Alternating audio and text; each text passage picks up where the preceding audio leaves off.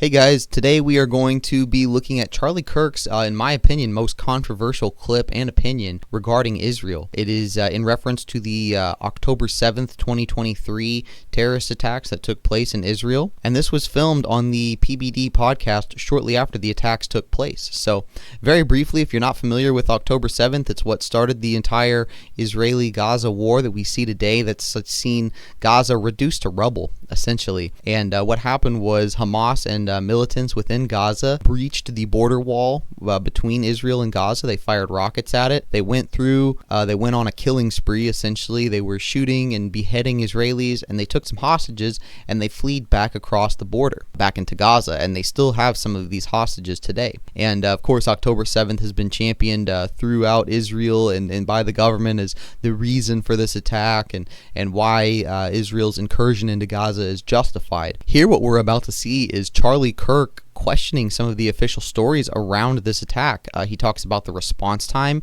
and he talks about how surveilled the border is, and he talks about how it's a little implausible that the attack was allowed to go on for so long and to happen in the first place. So we're going to watch this, and then I'm going to bring up some more things that, Charlie probably couldn't say, being as he has lots of pro-Israeli donors. So be sure to stick around to the end of the clip, and I will bring up some more facts and opinions about this attack. Let's watch.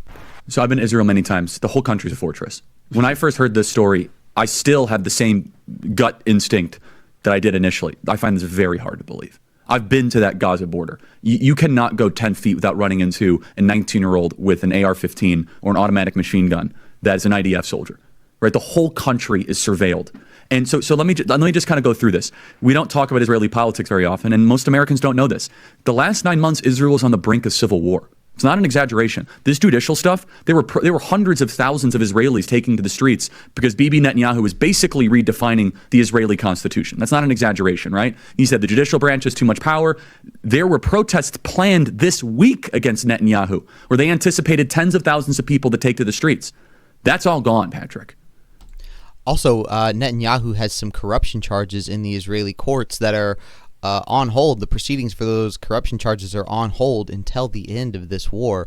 So, a lot of people say Netanyahu has a vested interest in keeping the war going. Netanyahu now has an emergency government and a mandate to lead. I'm not willing to go so far that saying that Netanyahu knew or there was intelligence here, but I think some questions need to be asked. Was there a stand-down order? Was there a stand-down order? 6 hours? I don't believe it. Israel's the size of New Jersey. When I took a helicopter ride from Jerusalem to the Gaza border, it's 45 minutes. Wow. He's talking about the response time of the IDF, the Israeli Defense Forces, in response to the October 7th attack, and how it took them 6 hours from the start of the attack to come in and end it. Also, the attackers were able to get back inside Gaza safely. So he's basically saying, hey, Israel is so small. Why did it take you 6 hours to respond? It should have taken an hour or so. So interesting point brought up by Charlie there. 6 hours. They're live streaming the killing of Jews. Did somebody in the government say stand down? That is a legitimate, non-conspiracy question. The whole country is the IDF. The whole country is. Yeah. And you're trying to tell me that they're going to concerts and kibbutzes and schools and by reports 6 hours. Let's say it's 3 hours. That's suspect. Go ahead, Rob. It's also not like a right-wing reporting. This is from the New York Times. The long wait for help as massacre unfolds in Israel. 9 I can't think hours. of a more liberal news outlet than the New York Times. And by the way, I'm actually very pro-Israel. So let me be very, so I'm not exactly. Well, I think we all are. No, I just want to make sure my position is clear here. But Patrick, there are other explanations. It's possible that the Netanyahu government was double-crossed by bad agents. Okay? That's dark, but it's not as dark as what we're talking about. Okay? Another aspect is that Netanyahu might have traitors in his government, like legitimate traitors that have infiltrated. I was texting with some senior people in the IDF, and they said, Charlie, can't say too much, but let's just say the same problem you have with the left in America we have here in Israel. So there's something to think about. Just something to think about, right? Is that maybe there's some people within those intel agencies that aren't as sympathetic. Or maybe, Patrick, maybe they might have gotten a tip, they might have gotten whispers, but no one thought it would be 1,200 Jews dead. That's a potential, right? Here's the essence of it. The essence is this. This is the closest thing to the Holocaust that any of us have lived through. But the fact is now Bibi and the Israeli hard right government has a mandate. I got to be careful the way I say this. They're going to try to ethnically cleanse Gaza. Yep. I mean that. And this clip, I just want to interrupt this here briefly. This clip's from 2023, and exactly what Charlie's talking about here has happened. Israel has essentially destroyed Gaza. They've destroyed the buildings. They're destroying all the high-rise apartments. They've reduced the entire Gaza Strip to rubble. So exactly what Charlie's talking about here has happened. I don't use that term lightly, okay? They're talking about basically removing 2.5 million people from there, okay? And honestly, they have a mandate to go seek justice and revenge. They do. This idea that they need to have a truce or a peace treaty, that's morally crap after you see women. So this statement here by Charlie Kirk's really interesting to me because Charlie, and look, I really respect Charlie, but he was a avid Christian, and Christians, Jesus actually preached turning the other cheek. Martin Luther King talked about this a lot as well, is when you are attacked, turning the other cheek literally means you get punched in the face and you turn your face around to show the other cheek to your enemy. It means even if you are attacked, you do not attack back, you respond with love. So it's very interesting to see Charlie taking this hawkish opinion, and it's an anti-human opinion to have, this turn the other cheek mentality, because, if you're an animal, say you're an animal, you're a human of 150,000 years ago, and you have this mentality of, I'm going to turn the other cheek if I'm attacked, you're going to die, right, out in the wild. So it's not, survival of the fittest does not foster this belief of turning the other cheek. But as we get into more evolved society, we could have that mentality, but, it's very hard to break that initial thought of, I've been attacked, I need to hit back. So, but it is interesting that Charlie here is such an avid Christian, and he doesn't bring up the turn the other cheek teachings of Jesus. And children be burned alive and dragged to the streets. But there are some serious questions here, Patrick, and let me tell you, my pattern recognition over the last 5 years has become pretty sharp. COVID, Maui fires, Epstein. When I see a story and it doesn't click, our guts are usually right. Yeah, this one's very weird. Can I comment on the when you use the term ethnic cleansing, that will make the hairs on the back of your head. I'm not accusing them of that. No, I'm just saying that term. I actually did some research specifically on that because that is a very slippery slope. And if you actually want to talk about what Jews and even Christians should be most fearful of, Muslims as well, is the concept of ethnic cleansing. So I just want to be very sorry to interrupt. Sure. I'm saying that's what they're going to be accused of. Correct. But if there are some people in public life in Israel that, Patrick, what did your pilot guy say? I want only Jews in Israel, right? Okay, that is a form of ethnically cleansing because 20% of Israel is Arab. My plea to Israel is be precise, be focused in your retaliation. You have a moral right to go and seek the blood of the people that did this. What I think would be bad for Israel, and I have a heart for Israel. I can't tell you what it did. It made me a stronger Christian in a way I can't even tell you, right? Be able to see where our Lord rose from the dead. My heart for Israel is that they don't overreact. In my opinion, I think Israel has overreacted, and it would be very interesting to get Charlie's take on the conflict today when we have seen Gaza City and the entire Gaza Strip essentially bombed into rubble. He's talking about being precise, not overreacting. We could, what Israel has done in Gaza could essentially be described as a carpet bombing. So I would really like to get Charlie's take on that, given the current state of affairs here in 2025. And Patrick, you hear what I'm saying here, right? Fully, that's my concern, because if they do, if they do overreact, I'm more coming from a place of thinking this was intentional. If they don't overreact, then this wasn't intentional. Meaning, if all of a sudden you see an all-out annihilation. What do you mean by intentional? That they knew it was going to happen? That no, when you're asking about the stand down 6 hours and 3 hours, then why did you? What intel are you getting? So we're on the same page. No, fair enough. Yeah, all I'm saying I just wanted to make sure I understood. If there is a major attack, it was intentional. If there's a major attack. And by the way, The number in the last however many years, the biggest number they have is 2,000, right? The Palestinians that died. That's the biggest number they've had. And in Gaza, if you look at the Gaza Strip, if you can pull up the map so you can kind of show Gaza Strip, the West Bank, and where Hezbollah's coming from Lebanon. Yeah, but in West Bank, it's a different story, because in West Bank, at least 42% of Palestinians there support Hamas, but in Gaza it's 58%. And so Hamas really isn't in those regions. Yeah, it really is not in those regions. So this is Gaza Strip, all the way to the left. Can I emphasize though? Sure, go for it. Look at the cameras, the radars, Patrick. Not only did they go in, that's what I'm saying. But hear me out here. Not only did they go into Israel, they got out of Israel with hostages. Yeah, 100 hostages. So you would think. Let me just hear me out. There's a penetration of your border wall, okay? That you guard on a holy day, the 50-year anniversary of the Yom Kippur War, and you would think, hey, they're going to come back. Let's make sure that doesn't happen. Let's mobilize some forces, and it is not quite, but it is close to the North Korean demilitarized. What's weird about what you're saying that gets even more credibility is you're a pro-Israel guy. No, that I want to be very clear. No, fully, I know that. So I want to make sure the audience knows this. So for you to question that and for me to question, I'm like sitting here saying, how did you not know this was taking place? So there we have what is, in my opinion, Charlie Kirk's most controversial clip questioning Israel.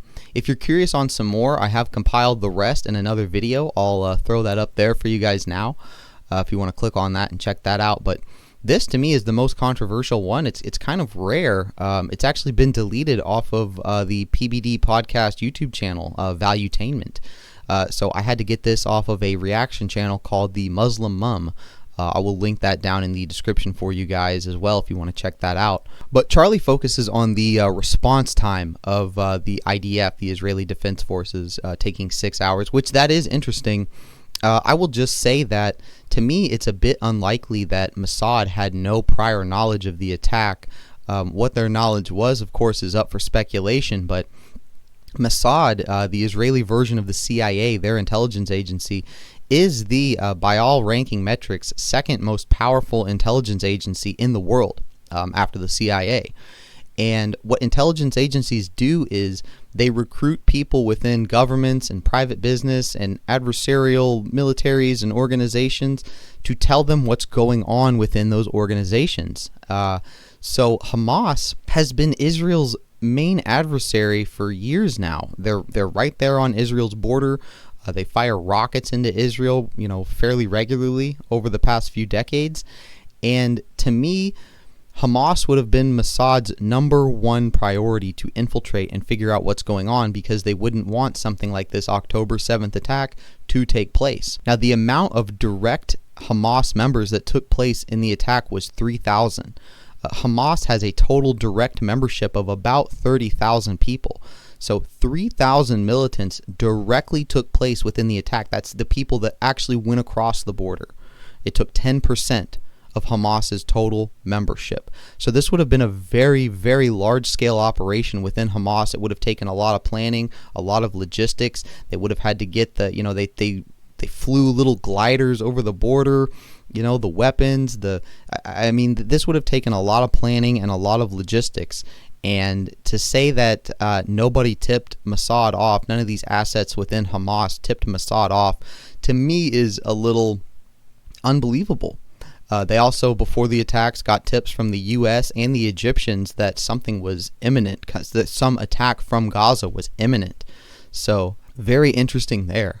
Also, I will just point out, too, that every time you see pictures of Hamas militants, anytime you see pictures of ISIS militants, anytime you see pictures of Al-Qaeda from back in the day, they're always wearing masks.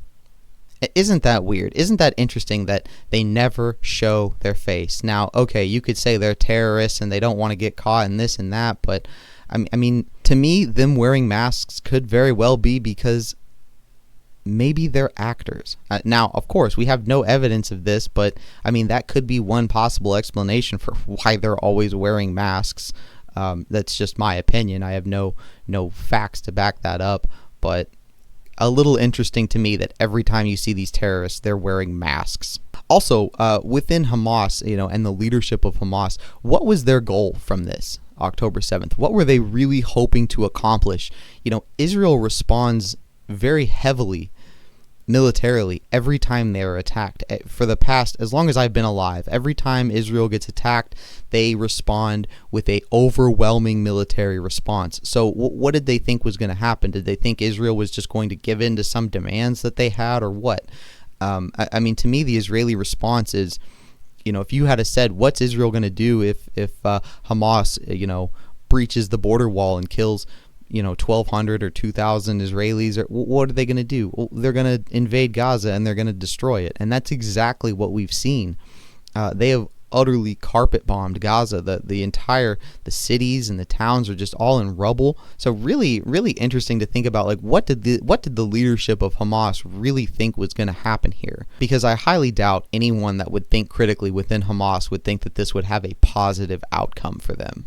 As far as Charlie and his opinions on October 7th, to me it's interesting that still after he saw all these inconsistencies within the attack, he was still such an overwhelming supporter of Israel. Maybe we could say Charlie was just such a staunch Christian that he supported the nation of Israel because that's what, churches and evangelical groups and everyone like that, they teach their congregations to defend Israel and all that stuff. So, but to me it's very interesting that Charlie didn't. I mean, this was a 2-year-old clip, and he never asked more questions. He never thought more critically about it.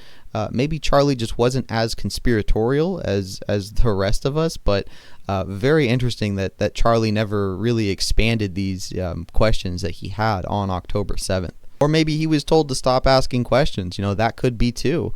He had lots of, pro-Israeli donors that might not have liked that he went on the PBD podcast and made these statements. So he could have been told in 2023 to, hey, stand down, just worry about going and debating, Marxist college kids or whatever. Don't ask these questions about Israel.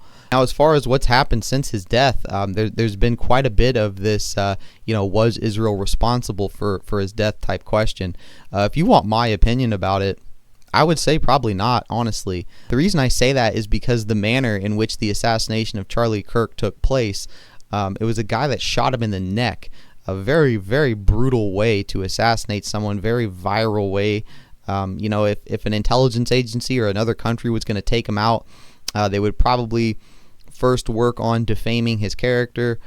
Maybe they would use some blackmail information they have on him. Maybe they would say he cheated on his wife, or they would put child abuse images on his computer or something like that to attack his character, rather than just shooting him out in the public. I think intelligence agencies learned from the JFK assassination that when a public figure is brutally taken out by a rifle, there's a lot of questions and a lot of outrage about it. So I don't think that's the current MO, is to take people out with shooting them. They can also, the CIA has had since, the 1970s, they had a heart attack gun. I believe that came out in the church committee.